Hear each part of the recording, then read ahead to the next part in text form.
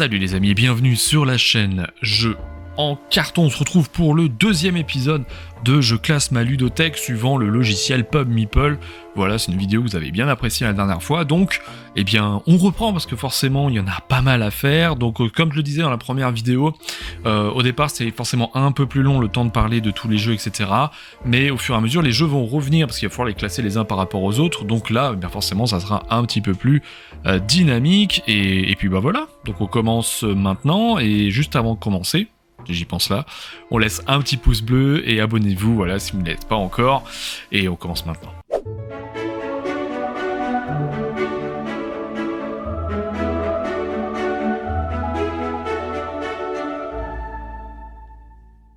Et donc nous nous étions arrêtés à ce choix cornélien, donc c'est pas vraiment une volonté de ma part de m'être arrêté là, mais vraiment quand j'ai dit je fais la dernière paire, celle qui arrivait juste après c'est celle-ci, donc les Ruines perdues de Narak et Ark Nova. Alors les Ruines perdues de Narak, un jeu chez Yellow, donc qui est sorti, c'est 2021 me semble-t-il, dans lequel vous allez incarner des explorateurs. Voilà, c'est un jeu qui mélange le placement d'ouvriers et le deck building, alors de manière légère, parce que vous n'allez pas non plus avoir un building n'importe quoi, un deck extrêmement gros, mais donc vous êtes dans cet univers un peu Indiana Jonesque, dans lequel vous allez explorer des lieux, des contrées nouvelles, et l'idée c'est que à chaque tour vous allez devoir placer des ouvriers donc sur la map. Alors pas nécessairement vous allez placer des ouvriers pour récupérer des actions ou des ressources qui sont indiquées en fonction de là où vous vous placez, mais vous allez pouvoir faire d'autres actions également, dépenser des ressources pour évoluer sur une piste d'exploration du temple. Vous allez pouvoir acheter des cartes qui sont dans une rivière pour les ajouter, donc je crois que c'est sur le dessous de votre pioche il me semble, ou sur le dessus, je sais plus exactement, et voilà, et en gros vous allez jouer suivant ce système où vous avez en 5 manches donc une rivière qui va évoluer. Au départ vous allez acheter beaucoup d'objets et quelques artefacts, et au fur et à mesure que vous avancez dans la manche, donc c'est très thématique pour le coup, c'est à dire que vous allez explorer de plus en plus loin dans cette partie un petit peu mystique de ces ruines, et vous allez avoir plus d'artefacts que d'objets à récupérer. Voilà, ce sont des choses qui sont très intéressantes. À côté vous avez Ark Nova. Je fais court évidemment. Ark Nova, donc c'est pareil, c'est le jeu peut-être, pour certains ce sera peut-être le jeu de la décennie. C'est un jeu dans lequel, je pense que vous le connaissez, mais c'est un jeu où vous allez donc construire un zoo, voilà. L'idée c'est que vous avez 5 cartes avec des actions représentées dessus, tout le monde a les mêmes cartes, ce sont pas vraiment des cartes, à dire ça aurait pu être tout à fait des tuiles, mais c'est-à-dire que vous allez donc devoir activer la carte en question en dessous de votre plateau pour pouvoir bénéficier des effets qui dépendra de la position où cette carte se trouve de 1 à 5 en fonction donc de la récurrence des actions que vous aurez faites avec. C'est-à-dire que lorsque vous allez l'utiliser, elle va retourner au début de la piste et donc elle sera moins forte. Et parmi ces actions, vous allez pouvoir piocher des cartes, vous allez pouvoir construire des enclos pour vos animaux, vous allez pouvoir acheter des animaux. Mais la richesse de ce jeu-là, finalement, c'est son giga paquet de cartes qui permet d'avoir des parties complètement différentes. Vous allez avoir des animaux, vous allez avoir des mécènes qui vous donneront des petits trucs différents pour pouvoir booster un peu votre scoring. Voilà. Et autour de ça, vous allez devoir accomplir des projets de conservation qui correspondent donc finalement à obtenir telle condition dans vos mains, donc tel type d'animaux, tel type d'icônes, etc. C'est très riche, Ark Nova, donc je résume grandement. Mais clairement, sans aucune hésitation, ce sera Ark Nova. J'aime beaucoup les Ruines perdues de Narak, mais finalement, je le sors assez peu. Voilà, et clairement, Ark Nova, c'est le plus du plus. Alors désolé pour ces explications très tronquées, parce que les amoureux de ces deux jeux vont peut-être crier au scandale, mais je suis obligé d'aller un peu vite, parce que finalement, ces deux jeux sont assez riches. Donc on part sur Ark Nova. On continue alors entre La Petite Mort et Top 10. Alors La Petite Mort, c'est le jeu thématique sur le dessin animé, voilà, donc La Petite Mort. Alors, je l'ai pas beaucoup regardé ce dessin animé là. C'est un dessin animé où en gros le Petite Mort c'est l'enfant de la mort qui va devoir éliminer, qui va faire le boulot de la mort grosso merdo, mais je crois qu'il a pas trop envie ou elle a pas trop envie, je sais plus si c'est un personnage féminin ou masculin, peu importe. Et l'idée c'est que vous allez devoir en fait pareil faire en sorte que des personnages meurent, mais le plus tard possible, une meurt la plus atroce possible, une histoire d'icônes dans des rivières que vous allez faire devant vous avec donc la carte du personnage qui sont des personnages caricaturaux, et à côté vous avez donc plusieurs types de manières de mourir, je crois que vous allez aligner. Bref, ça fait un bail que je n'ai pas joué à ça. Et Top 10, c'est un jeu d'ambiance dans lequel vous allez devoir piocher une carte. On va distribuer des cartes de 1 à 10 aux différents joueurs.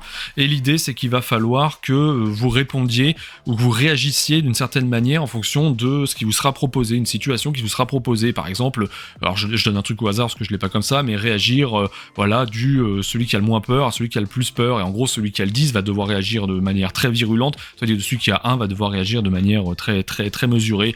Voilà. Et donc c'est quelque chose qui fonctionne très bien, qui est très sympa parce que vous avez des situations qui sont beaucoup plus drôles que ce que je viens de vous raconter là, mais j'en ai pas en tête. Voilà, c'est un truc coopératif, vous avez une sorte de scoring, mais finalement le scoring on s'en fout un peu, c'est vraiment on est là pour se marrer quoi finalement. Pour ça la crotte et la licorne finalement sur la boîte, c'est un truc assez vendeur qui sert absolument à rien. Si vous foirez, en gros vous avez la crotte, si vous réussissez vous avez la licorne. Bref, parce que évidemment celui qui va énumérer les différentes propositions va devoir les classer, donc dire toi t'es numéro 1, toi t'es ensuite c'est toi, ensuite c'est toi, il doit réussir sans se planter, voilà grosso modo. Donc plus sympa Top 10 quand même. Ok, on reprend, donc j'ai zoomé un petit peu parce que j'ai pas fait attention, on était un petit peu éloigné. Donc là on parle de Cat Lady contre Dracula versus Van Helsing.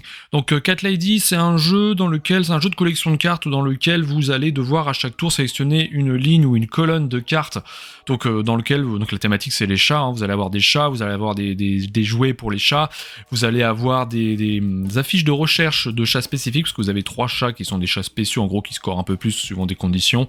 Voilà, si vous avez deux affiches, je crois que vous pouvez aller shipper un de ces chats spéciaux. Et vous avez des cartes aussi qui correspondent à de la nourriture, etc. L'idée c'est qu'il va falloir récupérer des chats chez vous, et ils ont des conditions pour être nourris, et pour pouvoir scorer avec ces chats-là, eh bien il faut qu'ils soient nourris correctement. Donc vous allez récupérer soit du lait, soit du poisson, soit de la viande qu'il faudra, ou soit des alimentations de joker qu'il va falloir distribuer à la fin aux différents chats pour pouvoir scorer. Voilà, c'est très sympathique, c'est assez méconnu finalement, alors que le jeu est vraiment sympa, je trouve. Il est facile à sortir, il a une DA qui est bien imprégnée, moi j'aime beaucoup. Voilà, je le conserve celui-ci, c'est vraiment un jeu que j'aime bien. À côté, vous avez Dracula versus Van Helsing, qui est beaucoup plus récent, un jeu exclusivement à 2 joueurs dans lequel Dracula et Van Helsing vont s'affronter. Donc Dracula, le but de Dracula sera de faire en sorte qu'il y ait au moins un des 5 quartiers du coin où ils sont là, qui sera composé uniquement de vampires, donc c'est vrai qu'il aura transformé les humains en vampires, tandis que Van Helsing va essayer d'éliminer tous les points de vie de Dracula. Et pour ça, comment ça se passe ? Eh bien c'est une sorte de jeu de cartes que vous allez placer devant vous face cachée, et en fait à chaque tour, vous piochez une carte et vous en jetez une. Et en fonction de celle que vous allez jeter, le chiffre de celle que vous allez jeter, vous allez avoir un effet qui va se déclencher. Donc des effets qui permettront de révéler la prochaine carte du dessus de la pioche pour savoir ce que va piocher votre adversaire, d'échanger avec votre adversaire une carte, etc. Et l'idée, c'est que les cartes, vous allez les aligner de telle manière à en avoir une en face de chaque quartier, et à la fin, on va les révéler. Et à côté de ça, vous avez un système qui marchait aussi sur Jekyll versus Hyde, un système d'atouts changeant. Vous avez une échelle d'atouts en fait sur le côté, et en gros, si vous avez une carte d'atout face à une carte qui n'est pas de l'atout, et bien l'atout gagnera systématiquement. Et si jamais vous êtes 2 cartes qui n'ont pas de l'atout, et bien ce sera suivant une échelle qui sera affichée donc sur le côté du plateau de force de couleur, ou non, ce sera la valeur des cartes qui comptera. Et en cas au moment où vous avez 2 couleurs égales, et bien ce sera donc dans ce cas-là 2 valeurs égales, ce sera la couleur qui prédominera. Je me suis un peu embrouillé en vous expliquant ça, mais bref. Cat Lady, Dracula versus Van Helsing. C'est difficile parce que j'ai beaucoup aimé les 2 jeux. Mais je vais quand même dire Dracula versus Van Helsing parce que le matos il est quand même full et l'ADA elle est quand même vachement bien, elle est vachement bien travaillée. Voilà, donc je vais mettre ça, mais j'aime vraiment beaucoup Cat Lady. Root versus Ibris Disordered Cosmos. Alors là on tape dans l'expert. Root c'est un jeu fortement asymétrique, j'insiste bien là-dessus, dans lequel vous allez incarner les petits peuples de la forêt. Là, on pourrait croire que c'est sympathique, que c'est mignonné et tout, mais attention, c'est assez sévère quand même comme jeu. C'est un jeu dans lequel vous allez devoir incarner donc un des 4 peuples. Alors il y en a beaucoup plus, mais dans la boîte de base c'est 4 peuples. Vous avez la marquise de chat, vous avez la dynastie de la canopée, vous avez j'ai perdu les vers, les petites souris, je sais plus leur nom, et vous avez les vagabonds. Et l'idée c'est que chaque joueur va jouer suivant ses propres règles et qui vont être différentes des autres. La marquise de chat, elle va s'imposer, va pouvoir construire des bâtiments, ce sera la seule, et va être placée partout sur le plateau mais en petite quantité au début de la partie. La dynastie de la canopée, les oiseaux eux vont être vraiment dans un coin opposé à la base des chats, et l'idée c'est qu'à chaque manche, elle va utiliser ses cartes de telle manière à placer des décrets, ce qui lui donnera toutes les actions qu'elle va pouvoir faire. Au fur et à mesure, elle en rajoutera, jusqu'au moment où elle pourra plus réaliser les actions, dans ce cas-là, elle passera en crise. Vous avez aussi alors la partie verte, je me souviens plus du tout de leur nom, mais qui est une sorte de syndicaliste, voilà, qui va tenter de faire émerger des émeutes à certains endroits, et enfin le vagabond qui lui joue pépouze dans son coin, qui va tenter de récupérer des objets afin de grappiller des points et d'être copain avec les autres. Voilà, c'est un jeu que j'adore, c'est vraiment un jeu que j'adore. Root, c'est très original, c'est très marqué, c'est une vraie expérience que j'apprécie beaucoup. Et à côté, vous avez Hybris Disordered Cosmos. Et alors, Hybris Disordered Cosmos, c'est pareil, c'est une autre expérience, c'est sorti l'année dernière. C'est un jeu dans lequel vous allez incarner des Olympiens, donc dans un monde voilà utopique, c'est plutôt dystopique, moderne. Vous allez grosso modo, devoir vous batailler avec vos adversaires pour prouver qui est le plus fort. Et pour ça, ça va être un système dans lequel vous allez faire du placement d'ouvriers, mais en programmation, vous avez des jetons qui vont indiquer les lieux dans lesquels vous allez devoir aller, vous allez devoir programmer à l'origine et les placer sous les différents... donc c'est des standees ou des figurines que vous avez. Les différents personnages que vous avez, vous ne pouvez pas en fait en changer entre temps. Et une fois que vous allez les placer, bien vous allez réaliser différentes actions. Et donc les actions que vous allez pouvoir faire, vous allez pouvoir construire des hexagones, des tuiles hexagonales que vous allez devoir replacer sur le terrain dans le monde des mortels, ce qui vous permettra de scorer, d'obtenir des points spécifiques, etc. Vous avez la possibilité de combattre au Colisée pour récupérer d'autres personnages qui seront d'autres ouvriers que vous allez pouvoir placer, mais avec des pouvoirs spécifiques. Vous allez avoir la possibilité également d'aller consulter une sorte d'oracle qui vous dira quelle catastrophe risque d'arriver à la fin de chaque paire de manches et qui peut être vraiment très très compliqué à gérer et qui peut changer gravement la phase de scoring du jeu. Enfin bref, il y a beaucoup de choses. Encore une fois, je résume grandement, et c'est un jeu qui se terminera soit via du scoring, soit via celui qui aura développé totalement son personnage. Voilà, c'est deux jeux vraiment que j'adore. C'est difficile, je dirais vraiment.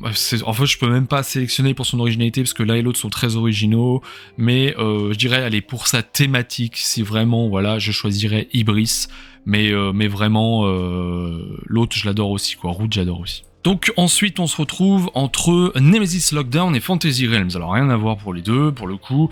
Nemesis Lockdown, c'est le deuxième opus de la trilogie Nemesis, donc le dernier étant Retaliation qui est passé en Kickstarter voilà, il y a peu de temps.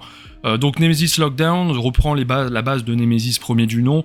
Vous allez incarner un personnage donc d'une base martienne cette fois-ci, et vous allez devoir accomplir un objectif parmi deux qui vous seront confiés. Donc c'est du semi-coopératif parce qu'il faut faire en sorte quand même de survivre, en votre nom propre, mais pour ça vous allez souvent avoir besoin des autres qui puissent agir en fait de l'autre côté de la base. Par exemple, dans cet opus là vous allez rajouter de l'électricité qui est très intéressante. Si jamais vous avez de l'électricité là où vous trouvez, eh bien ce sera plus facile d'attaquer les ennemis, vous aurez des effets négatifs de manière moins régulière, et donc vous allez pouvoir vous partager les tâches grosso merdo, et voilà, et vous avez un jeu donc toujours semi-coopératif très très difficile. C'est quand même très difficile de remporter une partie, mais si je trouvais celui-ci un peu plus simple, en tout cas pour progresser un petit peu plus simple dans sa progression que le premier. Le premier était vraiment punitif, je trouvais. Celui-ci, je le trouve punitif, mais un peu moins.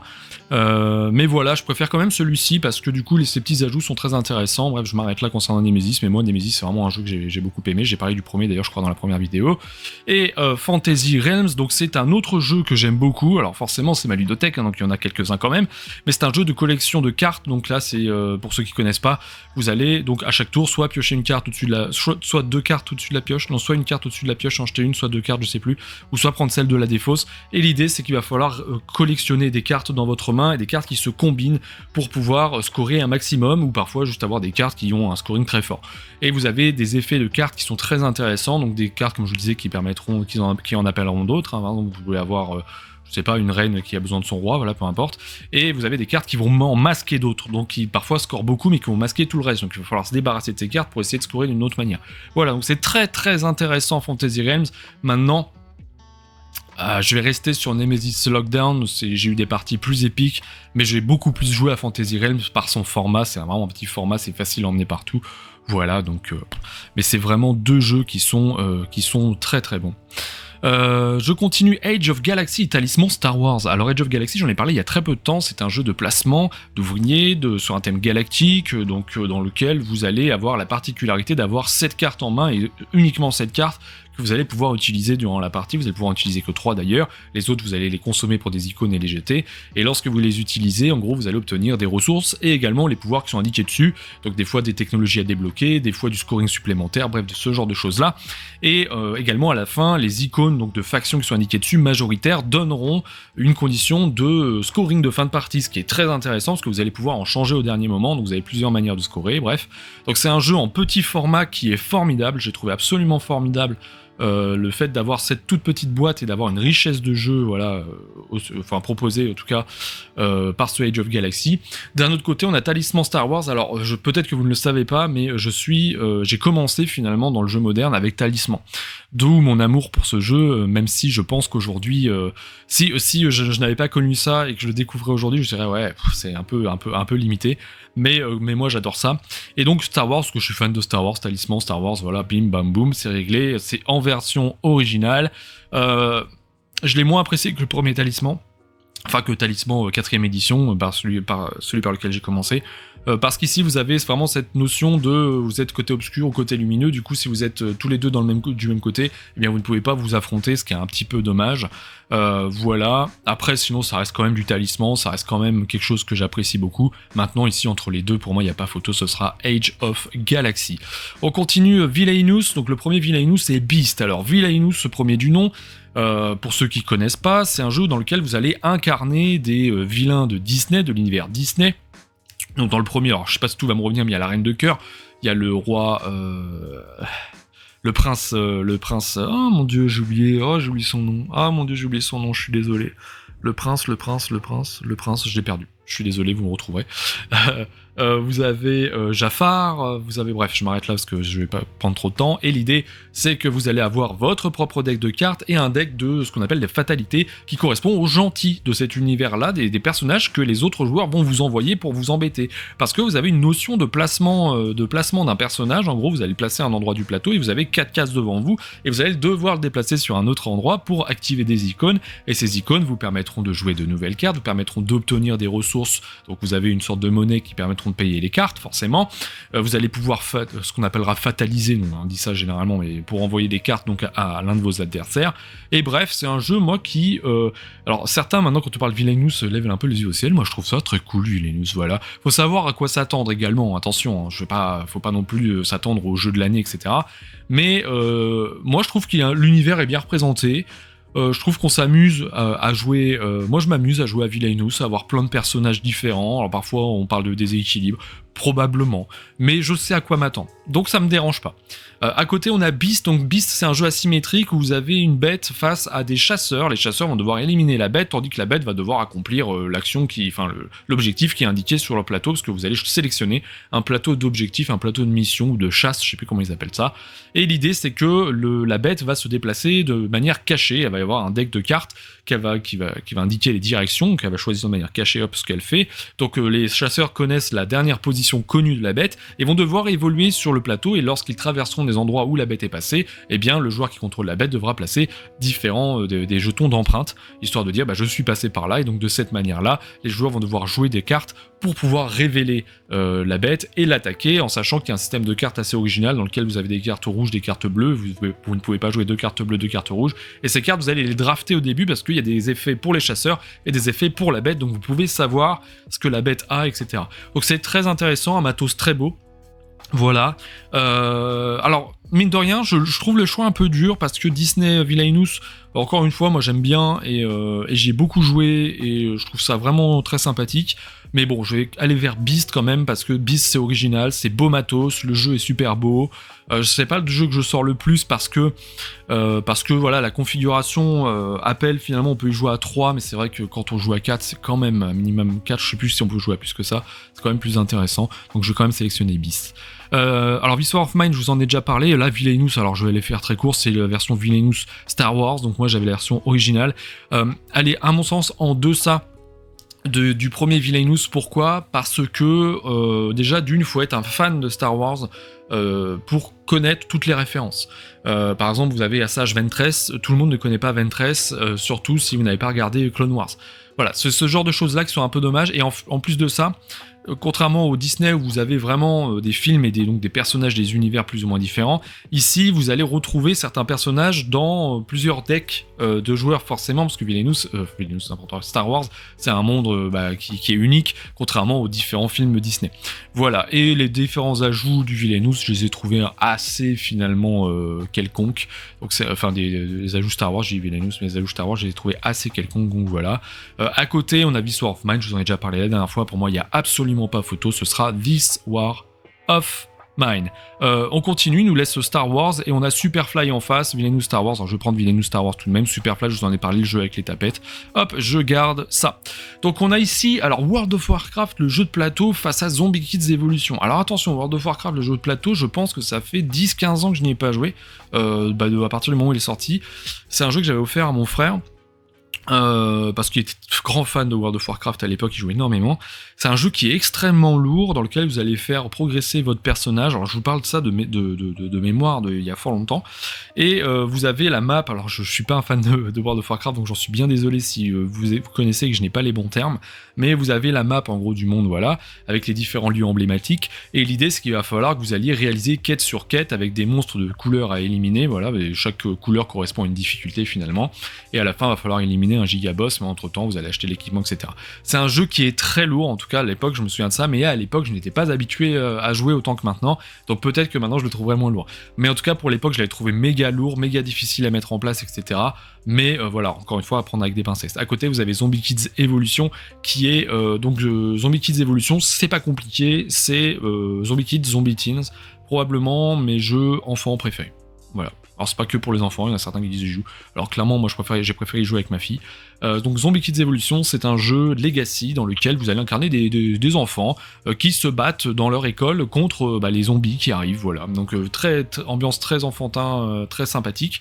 Et l'idée là dans Zombie Kids, ça va être de fermer tous les portails de l'école pour éviter que des zombies rentrent. Et si vous réussissez, eh bien voilà, vous avez gagné.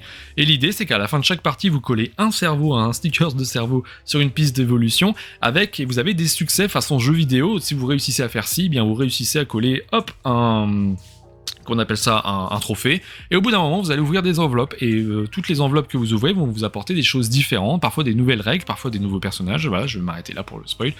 Donc voilà, alors étant donné que World of Warcraft j'ai trouvé ça giga lourd, je vais rester sur Zombie Kids Evolution. Shogun no Katana et Scout. Alors Shogun no Katana, c'est le jeu de placement d'ouvriers sur le thème Japon féodal, dans lequel vous allez devoir construire des katanas. Alors c'est assez original mine de rien comme jeu de placement, je trouve. Enfin vous allez placer les ouvriers ça de manière tout à fait classique, vous allez récupérer des plans pour construire des katanas, récupérer des ressources, etc. Sauf que c'est le système de construction de katana qui est très original, parce que vous avez un quadrillage devant vous, vous allez placer des ouvriers devant les lignes, devant les colonnes, et vous allez faire évoluer toutes les tuiles qui sont en face dans le sens de leur construction, c'est-à-dire que vous avez 4 matériaux. Si vous êtes sur le bon matériau, il va coulisser à droite. Si vous n'êtes pas sur le bon, il va descendre pour aller vers, par exemple, vous êtes sur la pierre, vous avez besoin d'aller vers le bois, je sais plus dans quel ordre c'est, eh bien il va descendre et vous allez placer un cube dessus pour dire voilà, j'ai commencé à le fabriquer, et hop, j'ai placé ma ressource dessus, et lorsqu'il a fait tout son pattern qui est nécessaire, donc tout le schéma du katana qui est nécessaire, eh bien il est réalisé, et vous obtiendrez les points, donc voilà. Et autour de ça, le Shogun no Katana, donc c'est le katana pour l'empereur, vous allez devoir à chaque fois, parmi tous les sabres que vous allez construire, récupérer des ressources de ces sabres pour pouvoir les constituer le Shogun no Katana à la fin, qui vous permettra d'obtenir plein de points. Voilà. Très intéressant, avec des figurines que j'ai trouvé tout à fait facultatives. Je comprends pas pourquoi on a mis des figurines dans ce jeu-là, mais bon, elles sont dedans, voilà, on les utilise. Mais voilà, c'est pas le jeu que je sors le plus, parce que parce que ma femme n'a pas aimé, mais en plus de ça, j'avoue ne pas l'avoir sorti pour sa mécanique de placement que j'ai trouvé assez classique finalement, à contrario de sa construction de katana. À côté de ça, on a Scout. Alors Scout, je vous en ai parlé pareil il y a très peu de temps, un petit jeu, donc c'est Oink Games qui propose ça. C'est un petit jeu de cartes dans lequel vous allez devoir en gros constituer un numéro de cirque, mais ça on s'en fiche totalement.